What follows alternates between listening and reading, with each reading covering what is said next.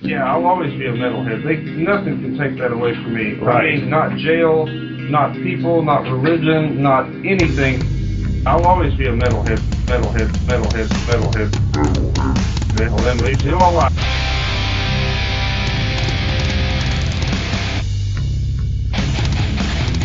You're listening to the Great Metal Debate Podcast.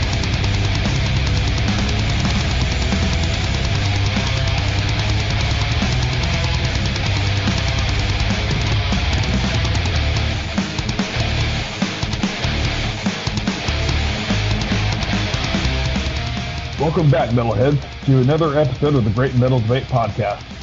I'm Xander, and today we are going to be talking about a very special release from a brand new Swedish melodic death metal band called The Halo Effect. This is their debut album titled Days of the Lost. For those of you who do not know, this band is made up of all the old members of the band In Flames from the late 90s to early 2000s, and the vocalist of Dark Tranquility. As I have been waiting for 5 months now for its release. This album has been my most anticipated album of the year. Now that it is finally here, I'm going to declare this my favorite album of the year so far. In fact, I'm going to do something that I have never done before in any of my previous reviews. I'm going to go ahead and rate this now. I'm going to give The Halo Effect Days of the Lost a well-deserved 10 out of 10.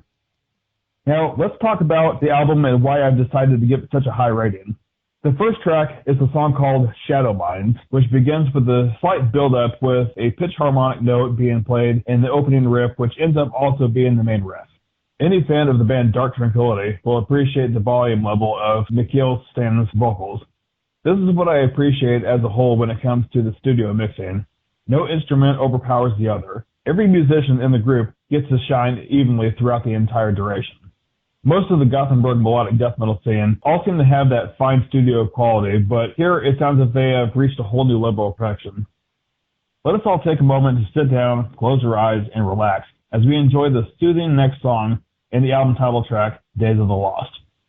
When I first heard the song a few months ago, I made the prediction that I would fall in love with this record, and I was more than correct. The main calming guitar riff performed by Jesper Strombrand and Niklas Englund is second to none when it comes to creating something totally memorable. It is some of the most beautiful music I have heard from a melodic death metal band since Germany's Zero Degree, which, ironically, was heavily influenced by early In Flames. When I say that this band is In Flames reborn, I literally mean it feels like I stepped into a time machine. Every new song on this immaculate debut sounds like it could have been bonus tracks for either Oracle, Colony, or The Clayman. It feels like a compilation of remastered and unreleased songs from that era, and it is every bit as wonderful as it sounds. The third song is called The Needless End, which is honestly more reminiscent of Lunar Strain or The Jester Race, as far as skipping fret notes seem to flow with the guitars. They fully managed to once again capture lightning in the bottle. I even enjoyed the musical pauses in this particular song. The classic stop and start trick is used here, and only the most in sync of musicians can pull that off without it sounding corny or generic. Next up, we got a song titled Conditional, which will almost certainly remind listeners of mid-era Dark Tranquility records, such as Character, Fiction, and The Gallery. I'm sure many will even find a way to make connections with Skydancer as well. Now would be a good time to point out that drummer Daniel Svensson is extremely precise when it comes to his percussion skills. Every beat falls flawlessly aligned exactly where it should be and fitting just like a glove. And Broken Trust gives us our first taste of clean singing from Mikhail.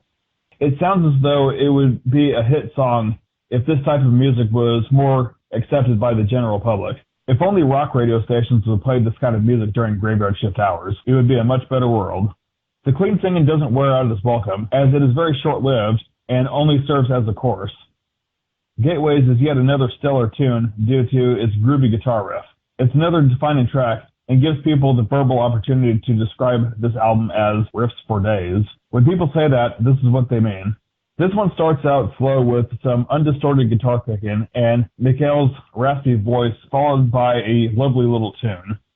The structure repeats, but it isn't repetitious at all. In fact, the guitar solo in this is very dreamlike, and the song closes with a sort of an insomnium kind of vibe. Then we have a song called A Truth Worth Lying For, which will get you nodding your head a little bit with the funky bass lines performed by bassist Peter Iwers. This song is also the second time we hear Mikhail's very brief clean singing, which never feels out of place. I haven't heard clean singing in melodic death metal sound this good since Christian Avelstam was in Scar Cemetery. And now, my favorite song on this whole album, Feel What I Believe. I am so tempted to buy this shirt for the song, but damn it, I have to save my money. Everything from the riff, to the lyrics, to the drums, to the vocals, make this one arguably the best earworm on this absolutely incredible debut. The Last Kind Words begins slow with a very soft classical music sample before diving headfirst into the most headbanging-inducing guitar chugs, while a completely different riff is being played by the other guitarist. It's a strange mix, but it works. Even the vocals get the same layering treatment towards the end. Mikhail does this shout style of clean singing with his raspy voice digitally placed over it. This layout continues for the rest of the song before closing things with the final track, The Most Alone.